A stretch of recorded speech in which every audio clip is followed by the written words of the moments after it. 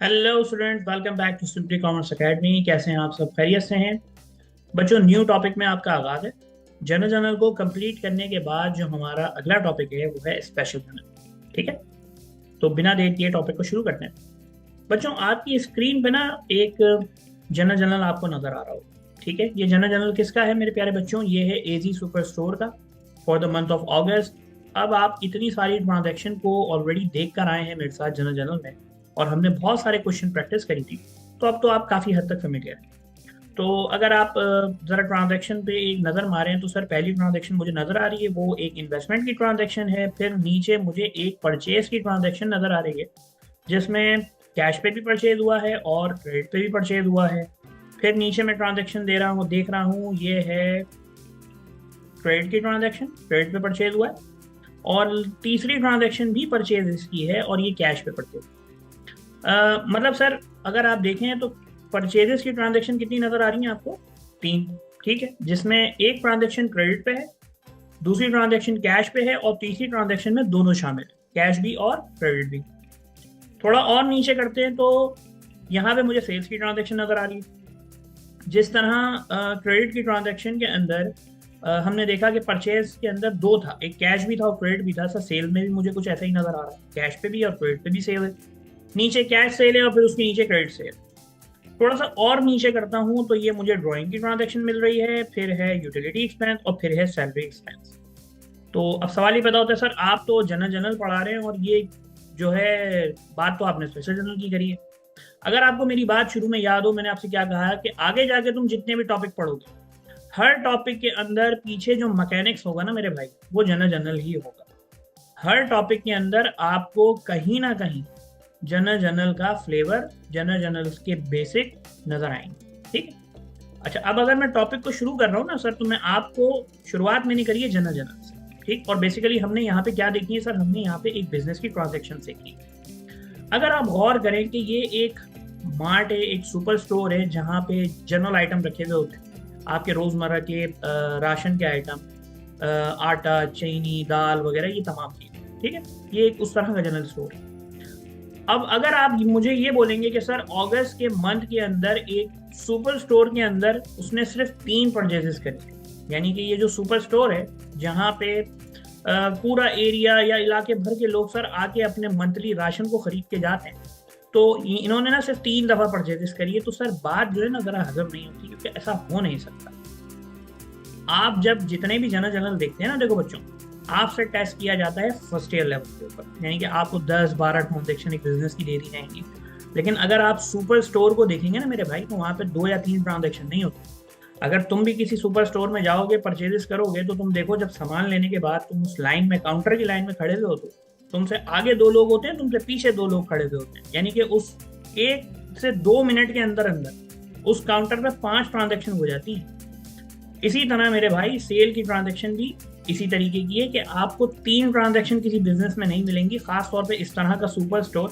वो कोई 3 दफा परचेज या सेल नहीं करेगा अपने बिजनेस के अंदर एक मंथ में, सर वो करेगा बहुत सारी परचेजेस, बहुत सारी सेल।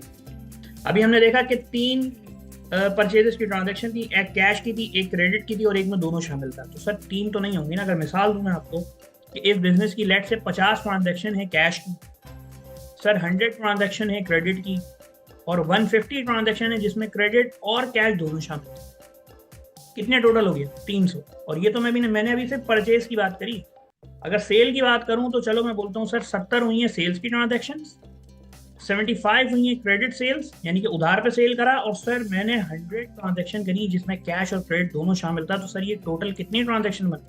545। और सर ये प्रैक्टिकली पॉसिबल है, कंपनीज में ऐसा होता है, खास तौर पे इस तरह का स्टोर, सुपर स्टोर, जहां पे सर एक दिन में हंड्रेड्स के अंदर ट्रांजेक्शन होती है। ये तो मैंने तुम्हें बहुत रफ और बहुत छोटा फिगर दिया।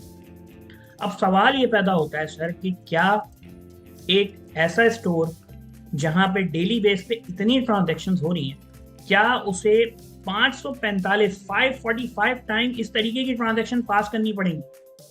तो सर अकाउंटिंग ने इसका जवाब दिया। अकाउंटिंग ने जवाब उसका ये दिया, अकाउंटिंग ने कहा कि आप ऐसा करें, कुछ ट्रांजेक्शन को ना स्प्लिट कर। सर स्प्लिट करने का क्या मकसद? सर आप इन्वेस्टमेंट वाली ट्रांजेक्शन कितनी दफा करोगे एक महीने? पहली बात तो ये ट्रांजेक्शन महीने के अंदर नहीं, सालों में होती। और अगर चलो 1 या 2 महीने में हो भी गई, एक होगी या दो होगी, आप अपने एम्प्लॉयज को तनख्वाह महीने में एक दफा देते हो, आप बिजली गैस का बिल महीने में एक दफा देते हो, आप ड्राइंग करोगे, बिजनेस से पैसा निकालोगे अपने पर्सनल यानी कि घर के अखराजात के लिए, जब ऑनर पैसा निकालेगा यानी कि ड्राइंग करेगा, वो कितनी दफा करेगा सर? एक दफा, दो दफा, तीन दफा। लेकिन कुछ ऐसी ट्रांजेक्शन हैं जो कि बिजनेस का पार्ट है और रूटीन वर्क है, ये तो होता है और डेली बेस पे अच्छी खासी क्वांटिटी में होता है। तो जनरल ने ये कहा, अकाउंटिंग ने ये कहा कि आप इन ट्रांजेक्शन को स्प्लिट कर दें। ऐसी ट्रांजेक्शन जो मंथ में 1, 2 या 3 दफा हो रही, आप उसको रिकॉर्ड करें जनरल के अंदर। लेकिन ऐसी ट्रांजेक्शन जो बिजनेस के ऑपरेशंस का रेगुलर पार्ट है, बहुत क्वांटिटी में होती है, 50, 100, 150, इस क्वांटिटी, आप इसको लेके जाएं एक सेपरेट जर्नल, और आप इसको जनरल में रिकॉर्ड नहीं करेंगे, आप उसको एक सेपरेट जर्नल में रिकॉर्ड करेंगे। उस बच्चों को जर्नल का नाम है, मेरे प्यारे बच्चों, स्पेशल जर्नल। ठीक है, आइए आपको उसको भी दिखाते हैं। ठीक है जी सर, ये जो स्प्लिट करने का प्रोसेस है, ये जो हमें दिया है अकाउंटिंग ने, और एक सेपरेट जर्नल दिया गया है रेगुलर और फ्रीक्वेंट होने वाली ट्रांजैक्शन, जो कि होती ही तो एक नेचर की, लेकिन उनकी क्वांटिटी ज्यादा होती है। तो बजाय उसको जर्नल में रिकॉर्ड करने के, अकाउंटिंग कहती है आप उसको कहाँ रिकॉर्ड करें प्यारे बच्चों? स्पेशल।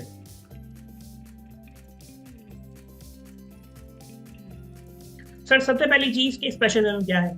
सर स्पेशल जर्नल वो है जहां पे सिमिलर यानी कि एक जैसी और रेपिटेटिव ट्रांजैक्शन। ठीक है, अभी आपने देखा ना ये कितनी ट्रांजैक्शन थी सर? कर कैश परचेज 50 दफा हो रही है, ठीक है, रेपिटेटिव ट्रांजैक्शन, ठीक हो गया।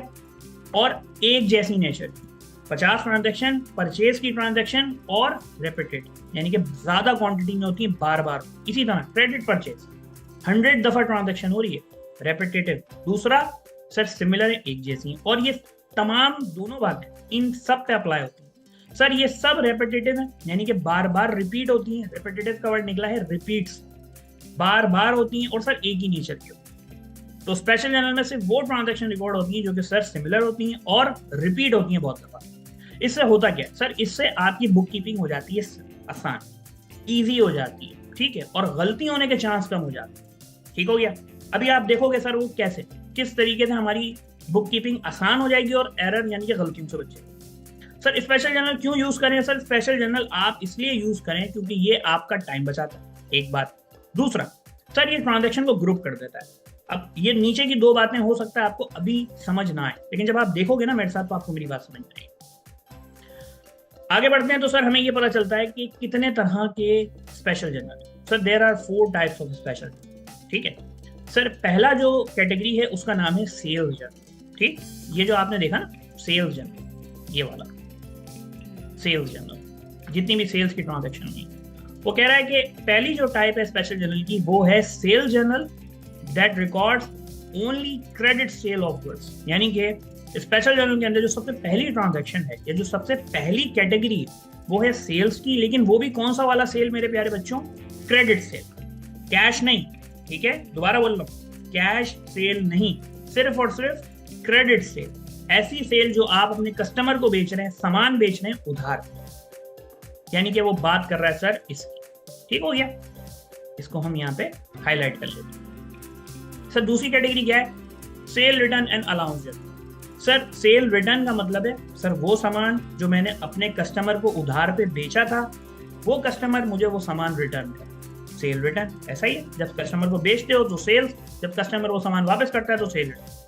और यहाँ पे भी सर सेल रिटर्न सिर्फ कौन सा वाला? वो रिटर्न जो कि आपने बेचा था उधार। ठीक है, दोबारा सेल जर्नल में कौन सा सेल सर? सिर्फ वो सेल्स, वो ट्रांजैक्शन सेल्स की जो आपने अपने कस्टमर को बेची उधार पे, उसी से कनेक्ट होकर निकला सेल रिटर्न, जो कि बोलता है आपने सिर्फ और सिर्फ वो सेल रिटर्न की ट्रांजैक्शन को रिकॉर्ड करना है जो आपने पहले बेची थी उधार। इसका मतलब सर जो मुझे नजर आ रहा है ना अभी, जो मैं आपको पूरी 4 टाइप्स बताऊंगा सर, इन चारों टाइप में एक चीज कॉमन है, चाहे आप कस्टमर को बेचें, चाहे आप सप्लायर से खरीदें, कस्टमर सामान रिटर्न करे या आप सप्लायर को सामान रिटर्न करें, तमाम ट्रांजैक्शन कौन सी होंगी मेरे प्यारे बच्चों? उधार की, क्रेडिट की ट्रांजैक्शन, क्रेडिट की, उधार की ट्रांजैक्शन। तो सर कैश की ट्रांजैक्शन कहां है? वो जाती हैं एक सेपरेट टॉपिक के अंदर, उस टॉपिक को हम बोलते हैं प्यारे बच्चों कैश बुक। वो हमारा इसके बाद अगला टॉपिक होगा। सर टाइप्स के अंदर हमने सेल जर्नल को देखा, हमने सेल रिटर्न को देखा, फिर नीचे थर्ड टाइप क्या है सर, परचेज। और अगेन सर कौन सा परचेज, सर वो परचेज जो आपने किया है क्रेडिट पे, यानी कि वो बात कर रहा है इसकी, ये वाला परचेज, क्रेडिट परचेज। ठीक हो गया। फिर सर हमारे पास उसने बोला purchase return and allowance journal, यानी कि सर सिर्फ वो परचेज का रिटर्न जो आपने खरीदा था उधार।